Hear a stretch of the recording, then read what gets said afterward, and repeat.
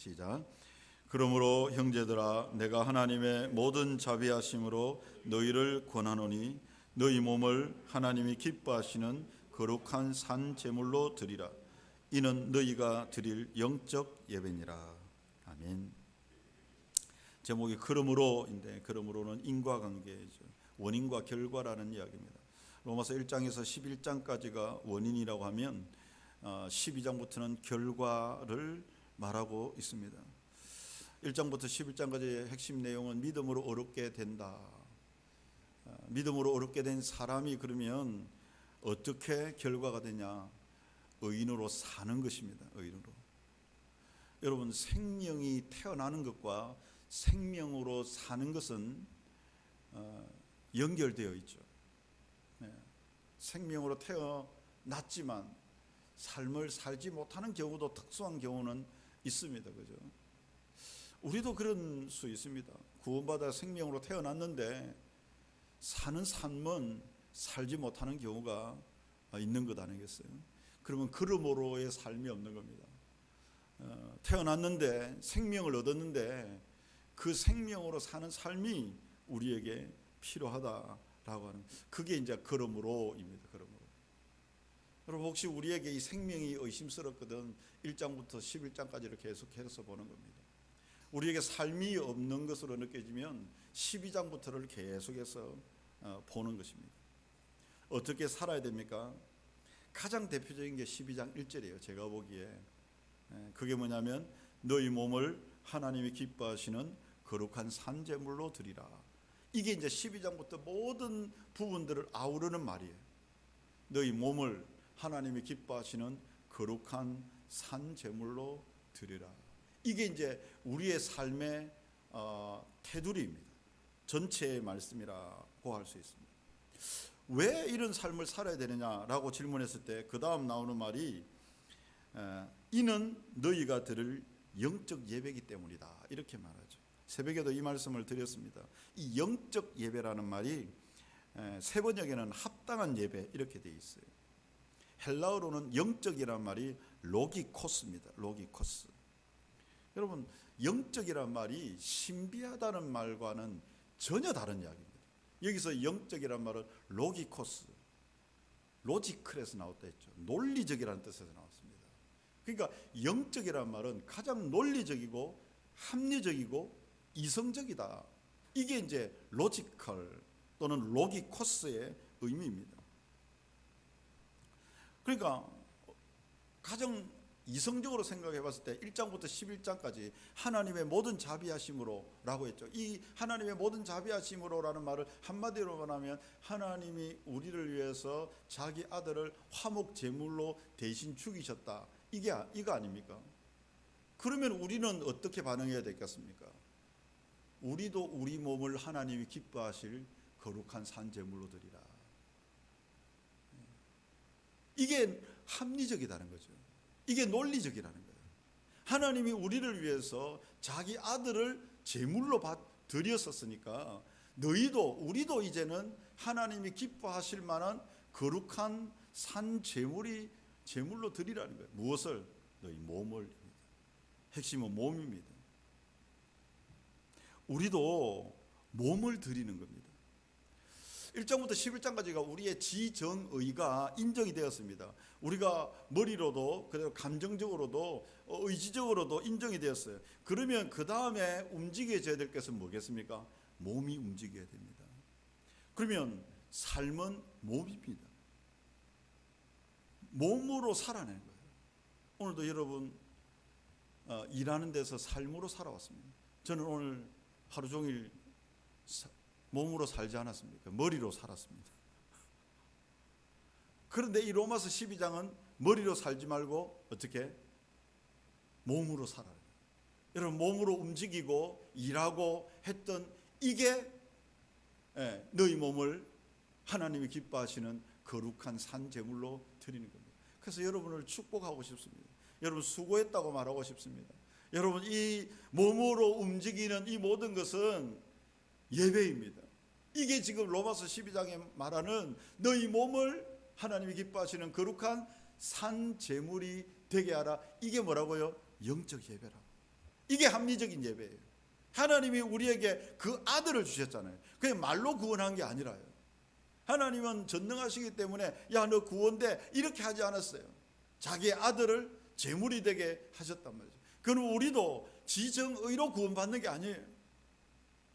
우리가 그런 동기가 있었으면, 생명을 얻었으면 반드시 어떻게 그 다음부터는 몸이 움직여야 됩니다. 이제는 몸이 가는 모든 것이 삶이고 그게 예배다, 이제 이 말입니다. 이 당시 바울이 로마서를 기록할 이 당시는 철학적인 사조가 가장 주류가 뭐였냐면 영지주의라고 하는 것이에요. 영지주의는 여러분 많이 들었겠지만 플라톤 철학에 기반을 하고 있습니다. 플라톤 철학의 중심이 뭐냐면 몸은 영혼의 감옥이다, 이 말이에요. 그러니까 영혼은 아주 거룩하고 선하고 올바르고 그런데 몸이라고 하는 감옥에 갇혀 있어서 영혼이 숨을 쉬지 못한다, 이런 의미예요. 그래서 이 사람들은 영지주의자들은 몸으로 짓는 죄를 가볍게 여깁니다.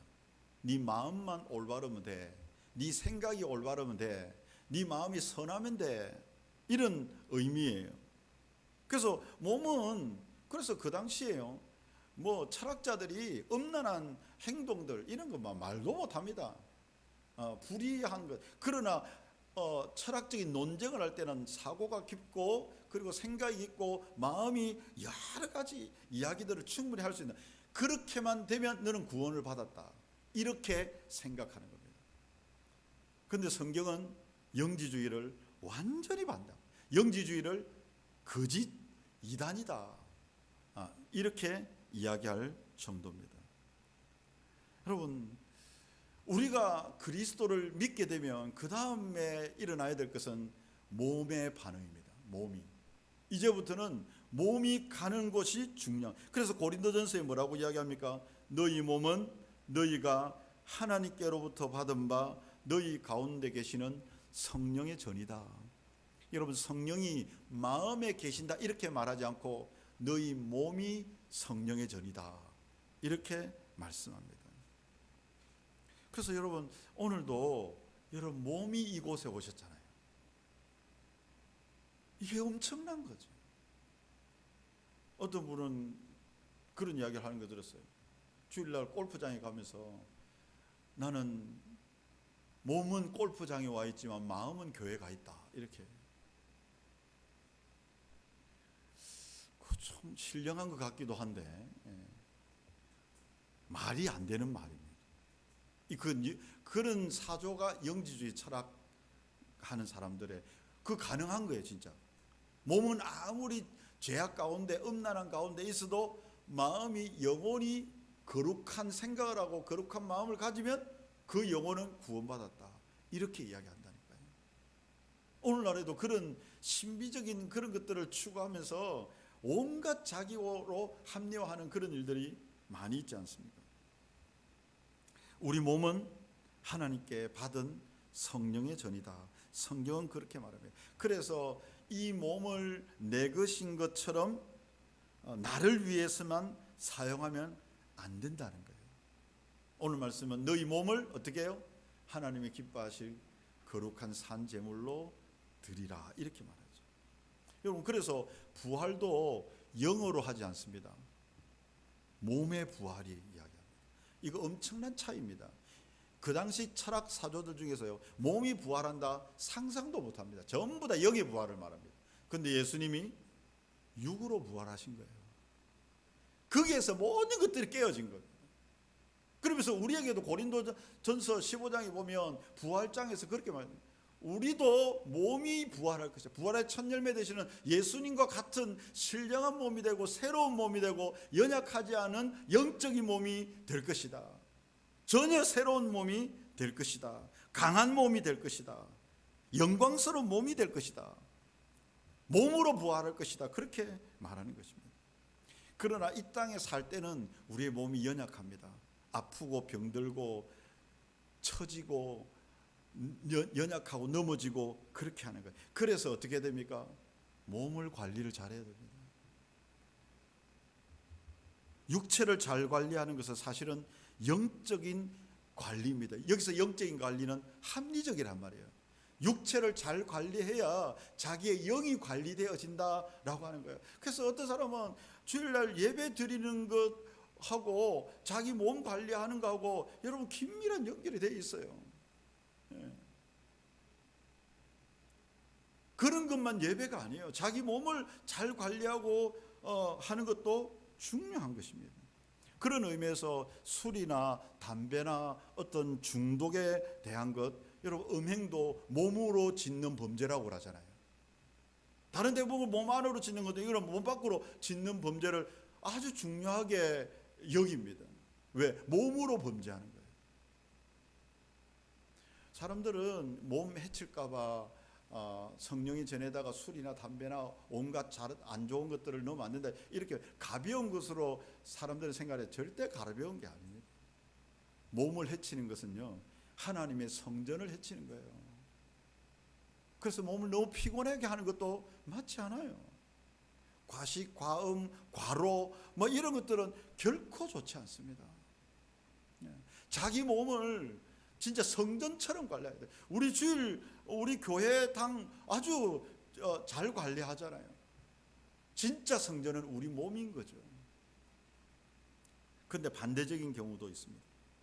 자기의 몸을 너무 우상시하면서 관리하는 경우도 요즘은 많이 있잖아요. 여러분, 이것도 우리의 몸을 거룩한 산 제물로 드리라는 이 말씀에 위배됩니다. 여러분, 우리 몸은요, 이 땅에서의 몸은요, 죽을 몸이에요. 그걸 우상시하면 안 돼요. 근데 요즘에 어떤 형태들은요, 자기 몸 관리, 식스팩, 외모, 성형 이렇게 하면서 자기의 몸에 전부 투자합니다. 무엇보다? 하나님보다. 그래서 결국 어떻게 되는 줄 아십니까? 하나님보다 자기를 섬기게 되는 거예요. 어떻게 됩니까? 하나님을 섬기는 모든 시간과 에너지와 물질과 돈과 힘들을 자기 몸 관리하는데 다 사용하는 겁니다. 주축이 어디냐면 자기 몸 관리하는 것입니다. 자기 몸 관리하는 것이 잘못됐다는 건 말하는 게 아니죠. 자기 몸은 너무 성령이 되니까 중요합니다. 근데 그게 우상시되면 안 된다는 거예요. 하나님께 드려야 될 거룩한 산 제물로 드려질 것을 자기를 위해서 이렇게 해버리는 것도 아주 위험한 것이다. 성경은 그렇게 말씀하는 것입니다.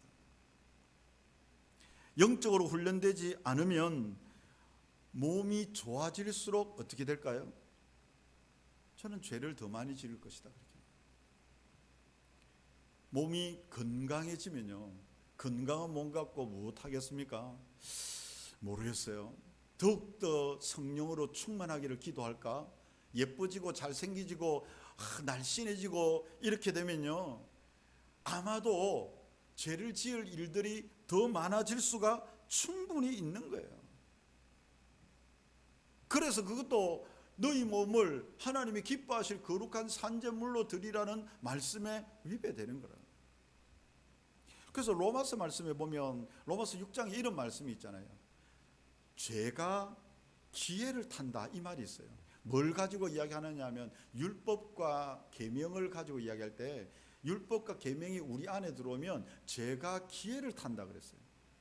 율법과 계명이 얼마나 선한 것입니까? 그런데 우리 안에 들어오면 율법과 계명도 죄가 기회를 타서 율법주의로 만들어버려요. 자기 자랑으로 만들어버려요. 그래서 율법도 죄로 만들어버릴 가능성이 있다는 거예요. 그만큼 죄가 우는 사자와 같이 우리 안에서 그것을 기회를 타서 죄가 득세하려고 한다는 거예요. 저는 몸도 마찬가지라고 생각합니다.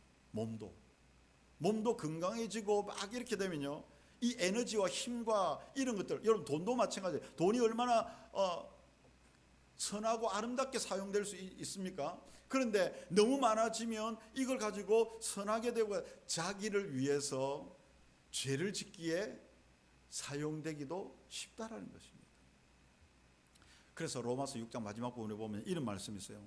죄가 너희 죽을 몸을 지배하지 못하게 하여 몸의 사욕에 순종하지 말고 너희 지체를 불의의 병기로 죄에게 내주지 말고 너희 지체를 의의 무기로 하나님께 드리라. 이렇게 말하는 거죠. 여러분, 몸도 마찬가지고 재물도 마찬가지고 이게 죄의 율법도 마찬가지고 죄가 기회를 타서 죄가 몸을 지배하지 못하도록 하라는 거예요. 몸의 사욕에 순종하지 못하도록 하라는 거예요. 그러면서 불의의 병기로 너희 몸을 죄에게 주지 말고 의의 병기로 하나님께 드리라. 이게 무슨 말이겠습니까? 제가 보기에는 로마서 12장의 말씀이에요. 너희 몸을 의의 병기로 하나님께 드리란 말이 너희 몸을 하나님이 기뻐하실 거룩한 산 제물로 드리라, 이 말씀인 거죠. 그러면서 12장에 나오는 게 뭡니까? 12장부터 쭉 나오는 게 이 세대를 본받지 말라. 그리고 하나님의 뜻을 분별하라. 생각 그 이상의 생각을 품지 말라. 각 지체들이 은사대로 서로를 섬기는 삶을 살아라. 원수를 사랑하는 삶을 살아라. 이게 뭡니까? 전부 다 우리의 몸을 하나님이 기뻐하실 거룩한 산제물로 드리는 삶이라는 거예요. 그래서 이제부터는 몸이 가는 시간, 장소, 공간, 돈이나 에너지, 이 모든 것들이 하나님이 기뻐하실 영적 예배가 되게 하라 라고 하는 것입니다. 사랑하는 저와 여러분들이 그렇게 살게 되기를 축복합니다. 이제는 우리가 가는 몸이 이제 불의의 병기로 죄에게 주는 것이 아니라 의의 병기로 하나님께 드리는 거예요. 그래서 형제들과 목장 모임으로 만나면 섬기는 자리를 있게 하고, 주일날 식사당번 이렇게 하게 되면 내가 받은 분량대로 은사만큼 그렇게 섬기는 일을 하는 것이 뭐라고요? 우리 몸을 거룩한 산제물로 드리는 거예요. 그리고 생각으로 너무 쓸데없는 생각 많이 하지 말고 믿음의 분량대로만 생각하고 이 세대를 본받아서 따라가지 말고 하나님의 뜻을 분별하고 그 뒤에 나오는 모든 말씀들이 사실은 너희 몸을 거룩한 산제물로 드리라, 이 말씀 아래에 있는 것이죠. 저와 여러분들이 이 그러므로의 삶을 살게 되기를 축복합니다. 그래서 이미 나는 주님께 드려진 몸이 되었다. 주님께 드려진 몸이 되었다. 건강하지 않는 것도 문제지만 너무 건강해서 이 건강염려증으로 내 건강에 모든 것을 투자하지 않고 이미 썩을 몸, 죽을 몸, 죽지 않을 영원한 몸으로 드릴 것에 우리가 드려져야 된다. 이게 거룩한 삶입니다. 이렇게 살게 되기를 바랍니다. 우리